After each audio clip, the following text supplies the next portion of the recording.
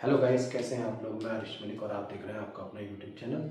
आज हम बात करेंगे, ये क्वेश्चन है हमारे पास इलेक्ट्रोकेमिस्ट्री का है। इसमें हमसे पूछा गया है if EMF of hydrogen electrode at 25 degree centigrade in pure is zero in pure water, then pressure of H2 in bar. Hydrogen का प्रेशर कितना होगा अगर ईएमएफ ऑफ हाइड्रोजन इलेक्ट्रोड कितना है आपका, जीरो है एट 25 डिग्री सेंटीग्रेड पर of pure water का। ठीक है, तो क्या होगा, यहाँ हाइड्रोजन का प्रेशर निकालना है। तो इस क्वेश्चन को हम कैसे सॉल्व करते हैं। आपको पता है कि हाइड्रोजन इलेक्ट्रोड जो होता है बेटा, कि जैसे मान लीजिए हाइड्रोजन इलेक्ट्रोड क्या होता है। हाइड्रोजन इलेक्ट्रोड होता है टू हाइड्रोजन, क्या रिडक्शन पोटेंशियल लिखेंगे, हाइड्रोजन के दो एच आयंस होंगे। ये क्या करते हैं, दो इलेक्ट्रॉन को एक्सेप्ट करते हैं और H2 गैस बनाते हैं। क्या बनाते हैं बेटा, H2 गैस बनाते हैं। क्या होता है कि आपका हाइड्रोजन का जो रिडक्शन पोटेंशियल है वो क्या होता है, 2H plus 2 electrons give H2 gas.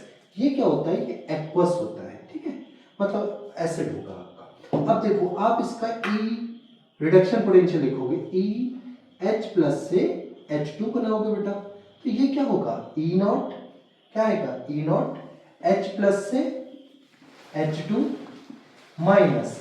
अब देखो अपना क्या लिखते हैं लास्ट इक्वेशन में, ये होता है 2.303 कितना RT अपॉन NF लॉग। अब देखो यहां पर गैस है तो गैस का क्या लेंगे, गैस का हम लेंगे प्रेशर।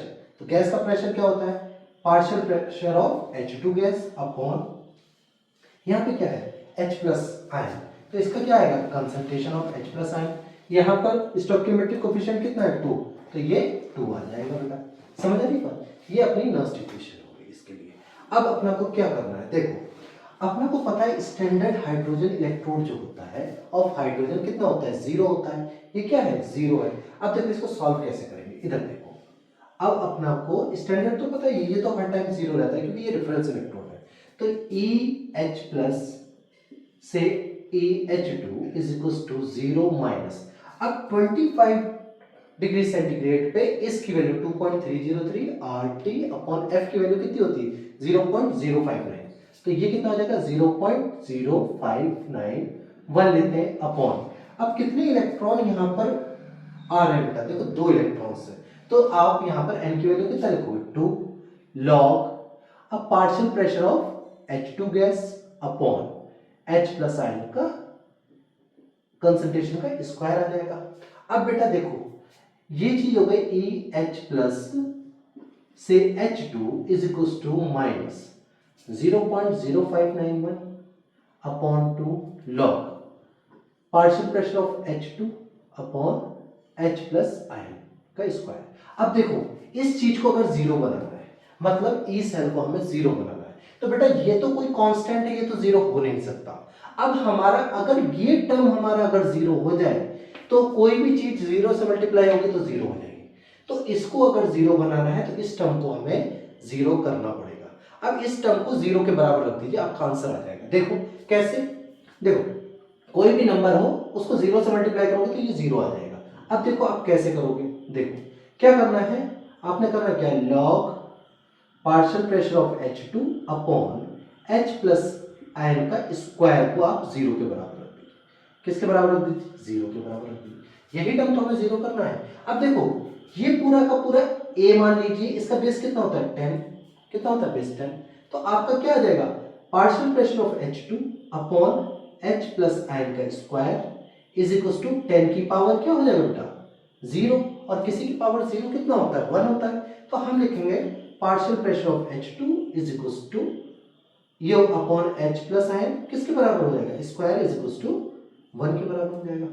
अब क्या करें, ये H प्लस आयन का कंसंट्रेशन कहां से आएगा, देखो तुमने पढ़ा है, आपने जब ये पढ़ा था अपना KW, वाटर जो होता है उसका क्या होता है, KW कितना आता है आपका, KW होता है आपका, KW होता है एट 25 डिग्री सेंटीग्रेड पे 10 की पावर 14।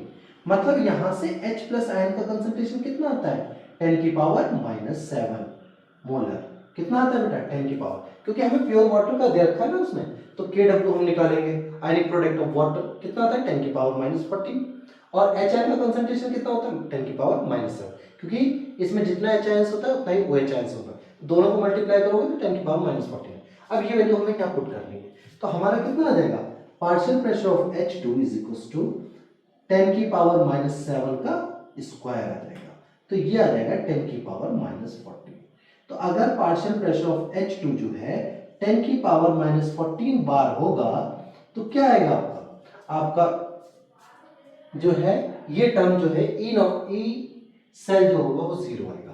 तो अगर हम यहाँ पर 10 की पावर 14 रख देते हैं तो -14 और ये क्या हो जाएगा 10 की पावर -14, तो 10 की पावर -14 अपॉन 10 की पावर -14 कितना हो जाएगा 1, और log 1 की वैल्यू कितनी आती है 0, तो ये वाला टर्म हमारा 0 हो जाएगा।